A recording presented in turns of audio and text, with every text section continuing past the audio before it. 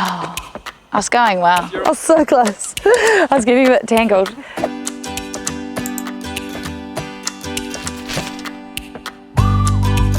Hey guys, I'm Flora from Flora Grow and we're in my garden today. I am showing you how to remove your annuals so we can plant some autumn sown seedlings and also cut back your perennials so they're ready to come away with spring growth.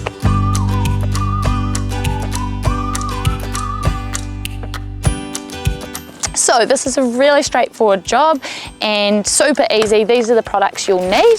Just remember team, sometimes beauty may need to be sacrificed. There are still some lovely flowers, but we do need to cut back our perennials and remove our annuals so we can make way for our beautiful new seedlings so they can fatten up over the winter. All right, so I'm going to remove some of these annuals here. I'm going to start by just cutting them back.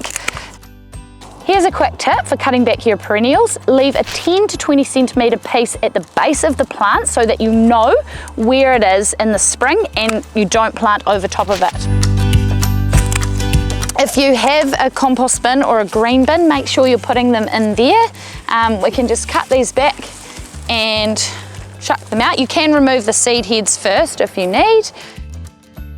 And then once you've cut them back, then you can actually see a lot better into here. As you can see, it's quite messy and there's a lot going on.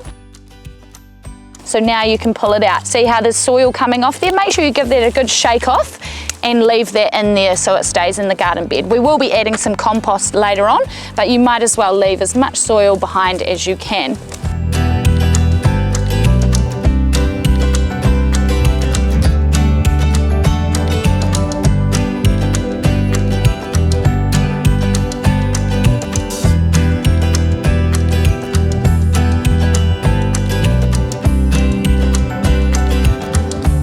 So when you're using a bag of compost or potting mix, it's really important to wear the correct PPE. I have a face mask on and some gloves to help protect me from legionnaires disease. Super simple way to keep yourself safe.